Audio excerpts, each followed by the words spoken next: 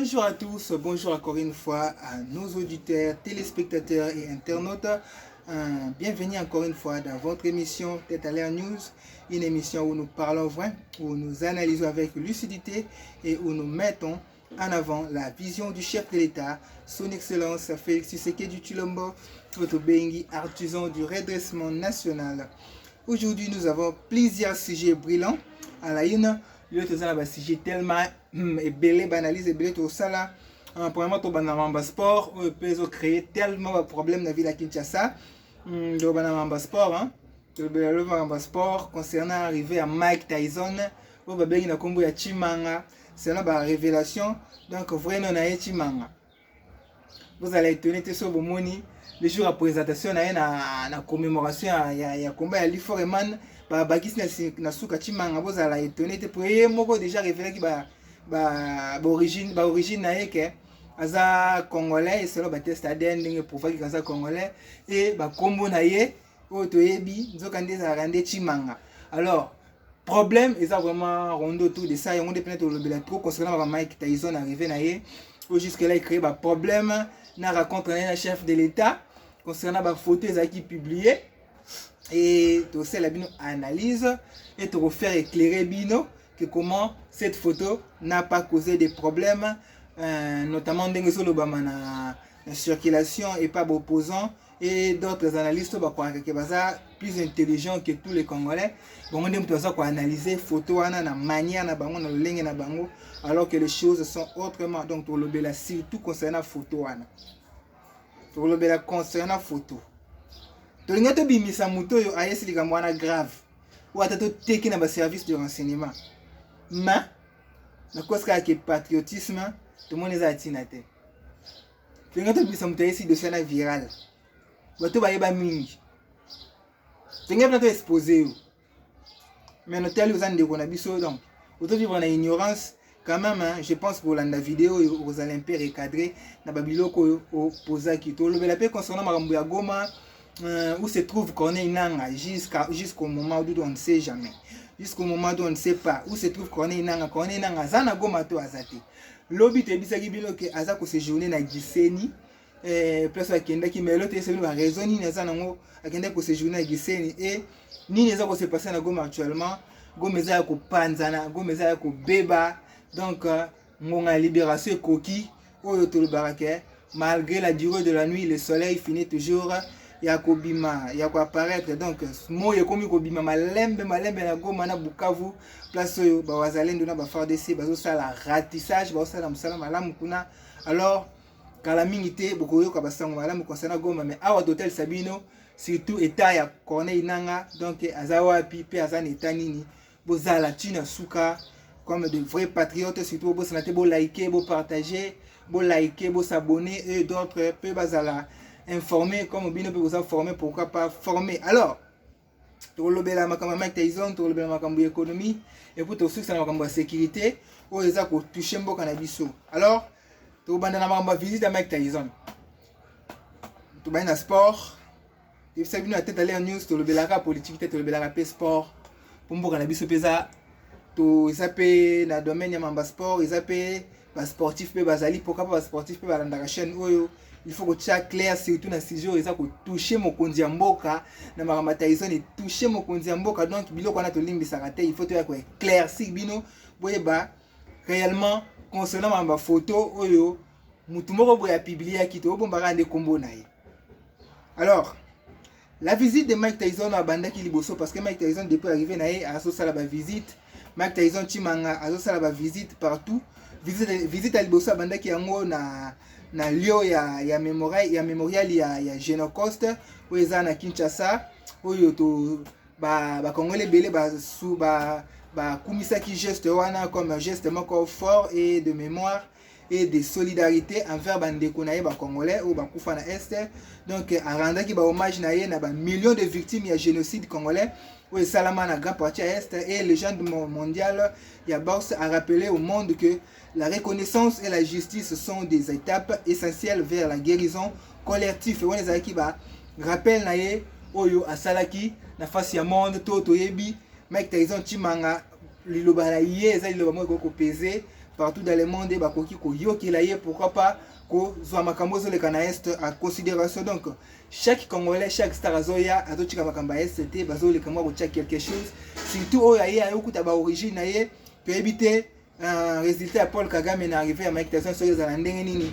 Pourquoi pas to tche to senga ata soko kende kuna kende beta ata makofi to kata sort na ye liwo kende ko beta ata makofi kuna ya Kigali et au sala ba Congolais tellement bien. Alors le légendaire Mike Tyson Chimanga s'est également aussi rendu à Maluku pour annoncer la construction de la plus grande académie nationale de boxe en RDC. Donc, à Kendape na Maluku pour annoncer au moment de la photo, pour annoncer la plus grande académie nationale de boxe que vous allez construire en RDC. Donc, vous avez boxer, il y a un niveau international, vous avez boxer bien formé.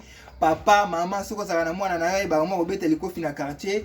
Ngonga yango ya kwende ko inscrire na Maluku inscription calamité zo banda pour na académie bana bazo ko zo formation ebande nini ya ko guider likofi na ye eno e ko pona ko se servir na kikulu na main ko se servir na pona nation ko gagner ba médaille na ba concours international. Donc boye ba ke papa maman moi na zala kulu na moi na ka bandi moi na bi ko beta likofi préparer likofi ya moi na pour kuna académie zo zelaye agende ko yekola yango kuna d'une manière un peu logique pour na komeka ko défendre image ya mboka. Et problème c'est ça concernant l'événement na ils ont vraiment Martin Bakole.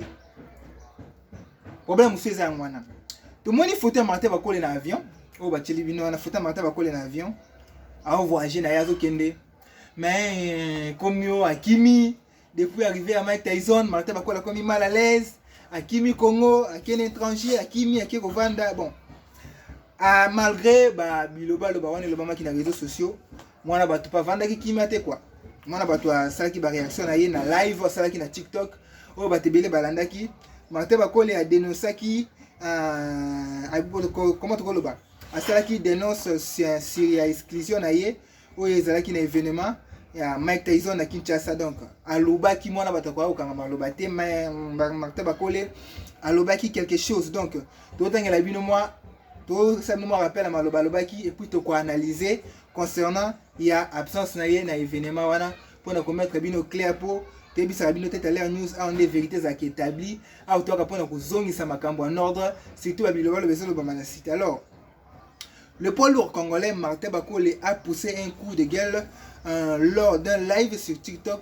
Donc le pugiliste classé parmi le meilleur de sa catégorie au monde s'est dit déçu et surpris de n'avoir pas été convié à un événement organisé à Kinshasa à présence de la légende américaine Mike Tyson. Donc, déclaration de cela que Martin Bakole Azaki na posa a participé à un événement wana malheureusement Azaki retenité et tout ça pourquoi Azaki retenité. Malgré moi peut-être mais tout ça pourquoi pour révéler qu'il y a monté dans live na. Alors akenda qui plus loin pour na koloba que Martin Bakole estime que les pays ne valorisent pas suffisamment ses propres champions alors qu'il porte haut les couleurs de la RDC sur la scène internationale. Donc ce message devenu viral a suscité de nombreuses réactions des internautes congolais partagé entre soutien à Martin Bakole et incompréhension face à cette omission. Donc, question de se poser, ne serait pas une humiliation envers lui? D'autres, comme quoi, qui c'est ministre des Sports, qui est dans base à Makambo, alors que ministre des Sports est mon côté, à sa chargé Makambo organisation ou événement au bande konanga. Souvent, il faut se ça l'analyse. Boluka un peu ça la recherche. Boluka un peu cause ya likambo avant boluka bilova ba Congolais a se nourrir ça kana mensonge. Il faut vraiment quelque chose à yena ngo bandi ba n'importe quoi surtout de ça Martin Bakole comme il dossier mon boy bato ba comment on le belango ba n'importe quoi na ba plateau. Ba comme il charger ministre sport alors que ça ministre sport té mutu a ça chargé ya ko sala ba comment je peux dire ya ko sala ba choix ba critères donc ya ko pona bato ba ko sala pour participer. Alors, au total, Sabino, selon les conditions réunies, ou bien pourquoi Martin Bakole a sa retenité. L'événement s'est organisé à l'occasion du 51e anniversaire du combat Ali Foreman à Kinshasa. Donc, au Bokoyeba, il est géré notamment par la société d'Ivo International et Business Investment. Donc, société d'Ivo International et Business Investment, un sport, bangonde baza chargé, il y a makambo donc baza travailler en partenariat avec le gouvernement congolais. Bangonde baza chargé à organisation. Batangi ministre sport. Ministre sport donc alors que implication du ministère du sport et après pour pouvoir ça concerner donc ministre du sport, ministère du sport, le ministère de la culture bon pouvoir ça concerner et ambassade des États-Unis d'Amérique à Kinshasa comme bango de ba sponsor et ba partenaire ba juste ko porter soutien à bango et non bango de ba charger organisation. Pourquoi vous avez quitter le ministère du sport? Pourquoi vous avez quitter le ministère du sport? Alors que la société d'Ivo na société d'Ivo international na business investment and sport bango de va charger organisation. Mais comme ministère du sport à Memingam, alors que l'événement prévoit non seulement des cérémonies commémoratives mais un combat de boxe commémoratif sur le site du mythique stade Tata Raphaël au Bachanjan Combo va rebaptisé en stade Ali Foreman. Donc wana des Ali moi analyste pour conseiller la bino concernant Makambouana. Bon, pourquoi Martin Bakole n'aurait-il pas été choisi? C'est là l'analyse n'est pas possible. C'est là l'analyse n'est pas. Autre Sabino, premièrement, assez basant. C'est ce que auto yebi. C'est qu'on peut raisonnablement supposer. Tout le monde a une supposition. Ce n'est pas quelque chose qui a une supposition, mais qui n'est pas bon. Voici quelques hypothèses que on a présenté bino pour voir pourquoi Martin Bakole a zaki retenité. Et depuis bino bato bolo biloba loba o boza ko charger ministre sport. Botika Didier Boudimu Kimia azo préparer match à Cameroun et RDC o ezo c'est la biso mois novembre aza charger na yango botika na makamba ya dossier Martin Bakole. Ministère sport toujours répéter ministère sport te mutu aza charger organisation ya événement wana eza bangote. Eza bangote. Et là, c'est niveau international na société wana mususu bangonde baza chargé na makambo wana. Alors, critères de sélection non communiqués. Problème pe ngwana communication ezaki te pour na critères de sélection. Il est possible que l'organisateur ait fixé des critères. Alors, poids, classement mondial, disponibilité, budget et sponsor. Et ça arrive parmi les critères où ils sont basés pour na makambo ya choix. Alors, si Martin Bakole a rempli qui va critère wana sauté. Par exemple, se trouve dans une autre catégorie de poids ou a un engagement existant, cela pourrait expliquer son absence. Malgré moi quoi une version sous. Première, disponibilité ou contrat. Peut-être que Martin Bakole avait déjà un autre engagement ou que les négociations contractuelles n'ont pas abouti. Cachet, promotion, sponsor. Mais ou bien il n'a pas aussi été contacté officiellement pour des raisons promotionnelles ou de marketing. Peut-être.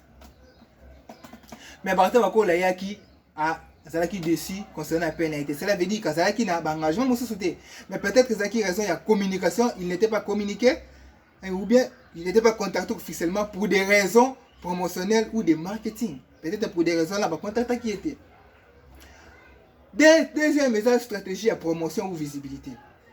Organisateur qui peut voir ou bien souhaiter promouvoir d'autres boxeurs peut-être organisateur qui juger pour promouvoir d'autres boxeurs donc pour peut-être lumière d'autres talents moins médiatisés pour cet événement donc pour cet événement commémoratif afin de créer une dynamique nouvelle génération peut-être une nouvelle génération pour pas ça un peu long pas ça lumière Martin Bakole d'Ayebani Martin Bakole a déjà mondialement reconnu alors peut-être juste qui bon yako pesa talent bien ko pesa espace na bato mususu ba mekamo ko yebana alors Martin Bakole pourrait être perçu comme déjà établi ou avoir des obligations ailleurs ce qui rend sa participation moins d'événements spéciaux parmi des raisons alors d'autres choses un peu impact interne politique sportif. Vu que l'événement est aussi patriotique et promotionnel pour la RDC, alors il est possible que des considérations de politique sportive, endorsement ou priorité gouvernementale aient joué un rôle. ou peut-être pas jouer un rôle concernant Makambouana. Peut-être aussi que la fédération ou le sponsor va privilégier un boxeur avec un profil particulier pour des raisons de visibilité internationale plutôt qu'un ultra local. Donc on a par raison, peut-être il y a une disponibilité, il y a Martin Bakole, pourquoi pas appel naïe aux Azalaki non contacté, mais tout le monde qui moi na loba qui trop concernant donc manque appel naïe abandonné causer l'appel et à regretter qui à juger qui que manque de considération concernant les sportifs congolais. Alors et bien on se moquer na commémoration et ça là mbongo ebimi ah bon on ne sait pas comment congolais a réfléchi à ça. Depuis tembo quand on sont mbongo ebima kaka na guerre mbongo ebima kaka na makamba kolia alors que na d'autres choses ko gipe ko mener image ya mboka na biso libanda soki mbongo ebimi wana bozalaka toujours na ba regret ba négativité. Rwanda a commis partout dans le monde. Ce qui est national visite Rwanda, ok na Bahia malgré va contrer Katani. Il y a aussi organisé basket à NBA. Ba oti auto mona Paul Kagame na Francine Ngannou au Cameroun. Ba za kuna na MMA. Ba sponsoriser en visite Rwanda. Ba to porter visibilité na bango libanda. Sur le plan touristique, sur le plan culture. Mais alors ce qui na RDC ministère de la culture ba linga organiser quelque chose, bo télémili ba bo ministère de la culture ngo. Ba bo makopa ngo alors. Ba bo ministère de la culture. Parce qu'il faut que ces gens qui basé la culture bon ebimi na l'état boye kana biloba loba surtout ba opposition. On bon ebimi belé est-ce moi on peut faire Mike Tyson et non bon ebimi pour juste pour l'organisation. Mais ba partenaire ba bazali. Et ça que le gouvernement congolais mo ota. Bon même ambassade des États-Unis d'Amérique. Ba pas partenaire. Bon peut ebimi kuna. C'est comme ça il y a des coups pourquoi. Mais il fallait n'enga yaki nyo se que kana gratuité. Quand on a la ligne gratuité, c'est grave. Si on a besoin de faire la gratuité, mais il y a obligé de gratuité. Et ça passe. Au bout de l'organisation, il y a commémoration. Il y a vraiment une chance pour la RDC. Il y a qu'on s'est réaffirmé sur le plan sportif international. Si Martin Bakole n'a pas été retenu pour ce combat commémoratif, cela ne remet pas en cause son talent par exemple parce que il va le talent à Kimi Mike Tyson balinga bacha ba bitumba na Mike Tyson te et ça te pour même talent na ye pour le moment la Congo mtele ki Martin Bakole azati même ata Martin Bakole faut tena Tyson ko beta Tyson oui pourquoi parce que Tyson a coli Tyson a ça na souffle ko tenir longtemps te na ring pourquoi dernier combat na ko bunda polaki hein tout le monde qui comment vient ça qui est soufflé Visoka na Congo pour na combo. Après fait pour na combo na ye pour na autre yebi Mike Tyson vu qu'ils ont porté pe makile ya ba congolais, il a fallu que aya awa. Aya ko commémorer combat ya Ali na forema no ebundama na stade Tata Raphaël. Et ça te ka balinga ba combat na Martin Bakole. Martin Bakole ba zuete ce n'est pas parce que son talent, ils ont ba critère to tu ko tangela bino esali ke ba zoete. Alors botika biloba loba. Botika biloba loba wana eza mabe. Alors cette cérémonie est vraiment importante, il y a transparence dans le choix aussi, il y a athlètes. Alors, le gouvernement et la fédération doivent aussi veiller à ce que l'événement ait vraiment opportunité ouverte, il y a tous les talents congolais sans favoritisme, ou plutôt sans favoritisme, et la pété concernant le choix, Nabino et Tosengi, Claude Martin Bakole, Bozalana Kimia, boxeur Nabino, Azalaki, Aza retenu à cause de son talent ou non, Aza parmi les boxeurs, Aza n'a plus de talent ou n'a comment comme mesurer na mutute. Ngapo na ngapo tutasa bache bitumba na Mike Tyson obeta Mike Tyson parce que Martin Bakole Azana no Mike Tyson akiri Mike Tyson akomi papa tout le monde qui wana ndenga zaki un peu affaibli akomi vraiment na mukongoza ogumbama alors akoko garder mon expérience ne wana na boxe mais devant Martin Bakole Mike Tyson olala vieux Mike olala vieux Mike olala. Alors, tu écoutes le deuxième sujet concernant Mike Tyson, concernant la photo. Je vais te faire une photo. La photo est créé problème dans le Congo. Mboka ba homme intelligent. Alors, tu regardes le Kabo intelligent, ça ne peut pas bon Mboka ba kokate. Mais pour critiquer, pour na ba diffamation, pour na ba fausse information, vous avez kasi. Surtout na makambo za lié chef de l'État, Soki Botie Moussapina Félix. Pour moi, on a vu sur l'anzela na bino. Une fois que vous avez des informations, maman kamba lokuta concernant chef de l'État ou ko humilier beaucoup retrouver biso na nzela na bino. Tout ça va communicateur à chef de l'État jamais to kotika ta ngungia ya fausse information to ngungia manque à respect et les calibosa chef de l'État. Photo bomonyo yo eza na Mike Tyson tanga yaki bakangisi photo à simbi chef de l'État na épaule et mutu mususu yo collaborateur ya Mike Tyson ba yaki na ye ayaka ti maboko na poche. Et comme il manque à respect, Mike Tyson a ses vies supérieures que un président de la République et tout consort comme ça. Et ça là qui tellement bien te babiloba loba yaba congolais. Alors, pays de contradiction et de malades mentaux, surtout pour nos oppositions. Vous avez malades mentaux. Vous avez malade mental, pardon.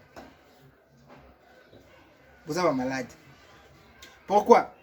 Depuis quand une simple photo de courtoisie entre un président et une célébrité mondiale comme Mike Tyson devient un sujet de polémique nationale? Depuis quand? Parce que Mike Tyson a posé à Liboko pour la chef de l'État. Vous voilà en train de crier par-ci par-là au scandale, comme si l'honneur d'une république s'effondrait sous le poids d'un geste amical. Comment la zandéni? Mais vous êtes des humains ou vous avez un doki? Ou peut-être vous avez un qui peut sans direction ou ni raison de éviter. Depuis quand respect à monter ses mesures à la épaule ou bien la photo? Depuis quand? Quand Donald Trump posait avec Kanye West, non, le bel agent. Ta photo, tu as photo de Donald Trump et Kanye West. Ta place à Simbaki. Ta place à Simbaki, Kanye West à Simbaki, Donald Trump. Voilà le problème, les arrêtés. Quand Poutine recevait des athlètes avec les sourires, les sourires n'a aussi madame, tu es à Poutine. Qu'on a le Kremlin.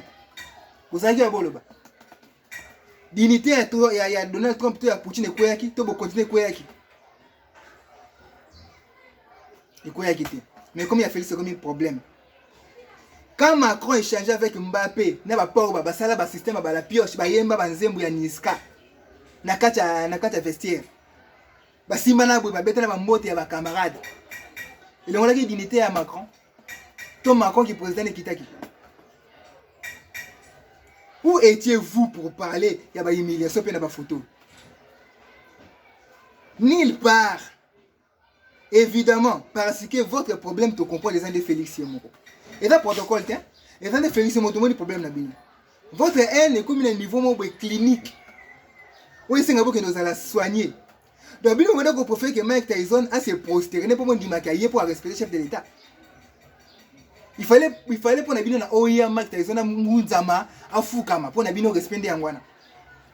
Ou que le président de la République porte une armure diplomatique pour Nabino devant une star du sport pour moi que oui, Félix Azali Kolo Nanyos. Arrêtez. Hein? Arrêtez. Pourquoi frustration modèle à bouille? Le coup beaucoup de amertume. Hein? Les descendants il y a de négativité à Moka. Non. Non, c'est pas bon. Surtout dans l'opposition, vous avez analyse na bino. Félix a vivant na Porto, Félix a na Mboka, tende bino na Mboka. Et bien là vous avez un village, vous comme ba politicien na Congo. Bon vivre kana ba bikila na bino wana na ba respect na bino ya village alors que mokili changea. To yamba yesu mes frères. Makambo wana bakuti marasuté. Surtout na kopa politique mamba kuti mes arrêté. Oti mboka oti makambo na yo, yena makambo na yo ya ba respect na yo fait pe ndenge nini non. Afingi chef de l'État a manqué respect. Bine bosa bien éduqué, bosa bien les soeurs comme Mike Tyson. Bine bosa ba manqué chef de l'État respect qui dit chef de l'État. Alors bine bosa bien éduqué, botanga ba classe à l'école comme Mike Tyson. Boy bisa biso que to tanga to ana ba bac koleka eh. Ya ça mal éduqué. Par contre dans le monde de la boxe bine dans le monde de la politique vous avez battre ko réfléchir, vous avez battre ça la banalité. Bon fande ga la bokonzi. Bon, c'est quoi, vous êtes plus intelligent ou bien éduqué que Mike Tyson? Opposition à pété. Chef de l'État avait raison. Manque d'arguments, manque d'arguments, bah si je sais là, beaucoup mina kolandana ba photo chef de l'État au Kangesa. C'est grave. Bon, je sais plus la photo de Donald Trump, il y a Poutine, il y a Macron. Bon, il va faire que ça qui humilié. Bon, changer façon de ça la politique. Donc continue à deuxième sujet na biso concernant l'économie. Ouais, bah la dollar, ils ont créé un peu moins problème dans la population.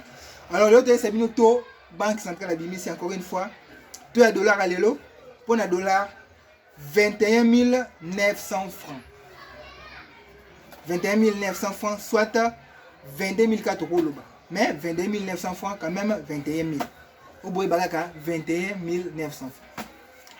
Nairo peut échange de Bimaki 25 000 dollars. Et na ba francs mususu pe belé.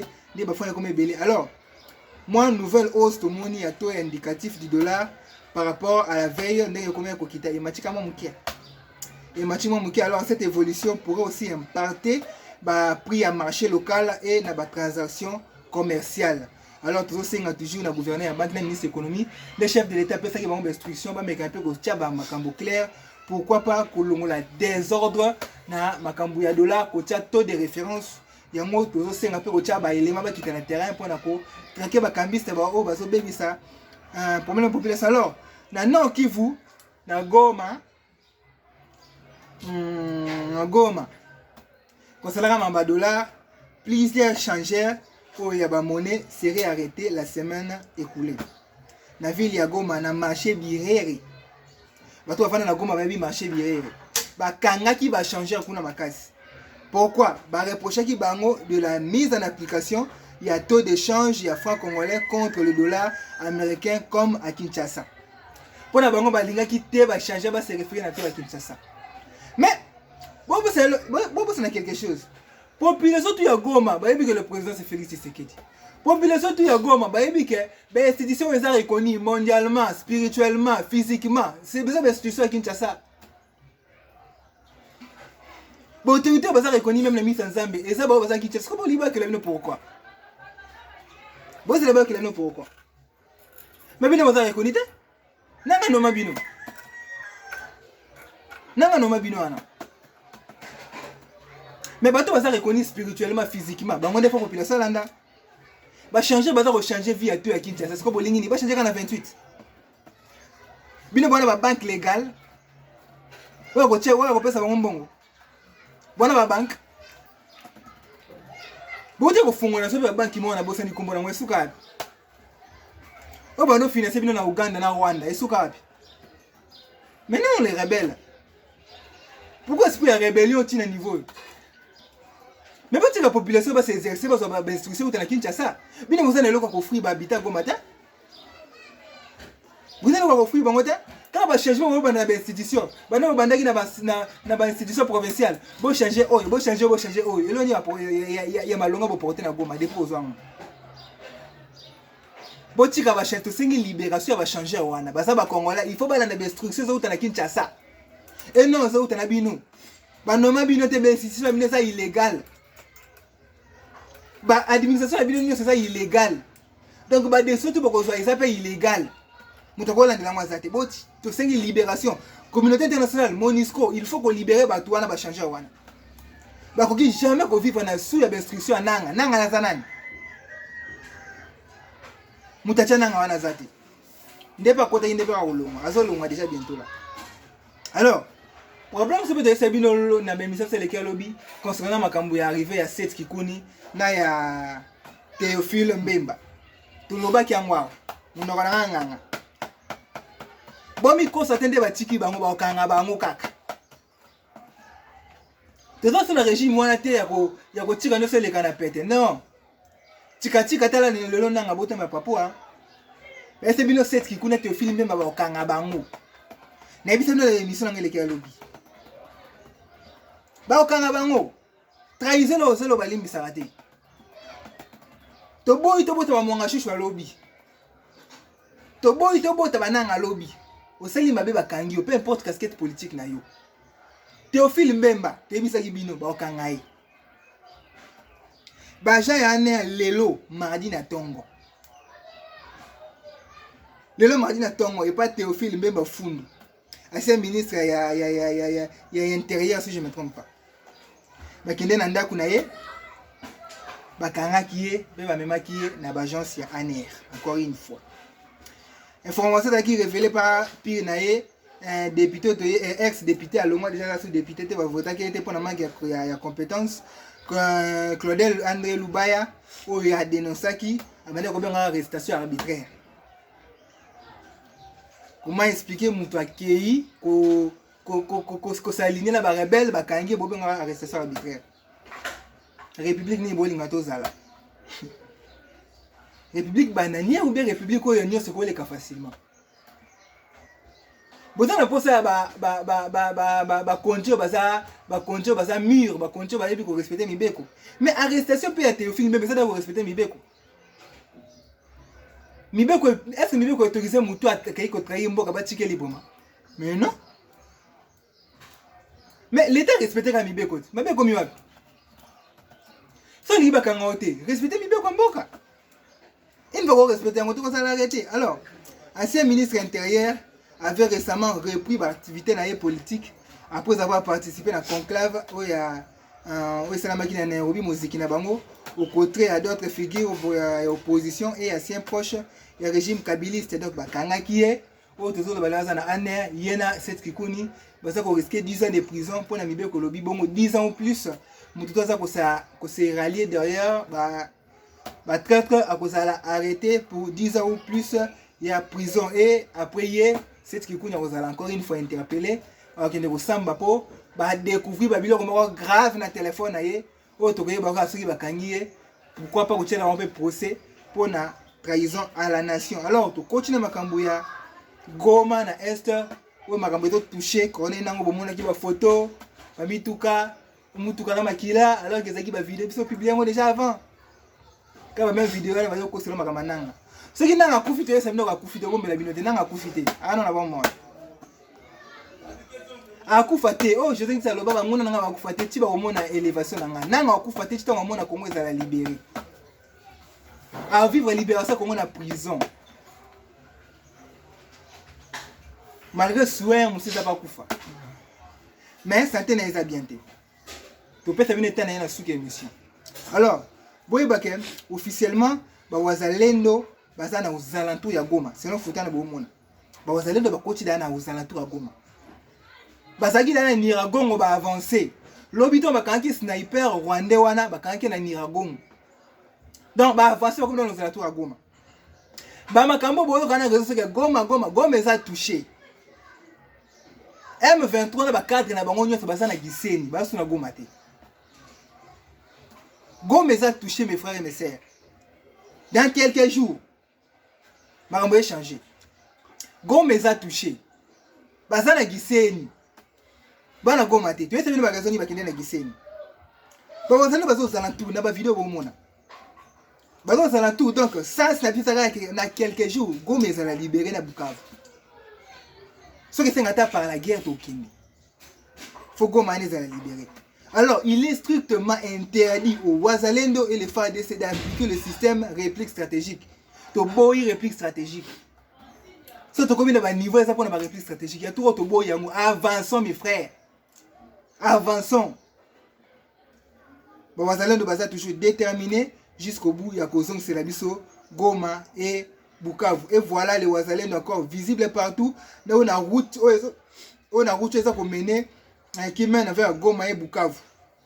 La photo na bozomona ba wazalendo baza visible partout na route on les mener vers Goma et Bukavu. Alors chers compatriotes de Bukavu et Goma, luttons tous et tout éviter le vagabondage et la distraction. L'air est vraiment tellement grave, makambo simba mina maboko, surtout état de santé. Te dans le belon na suka.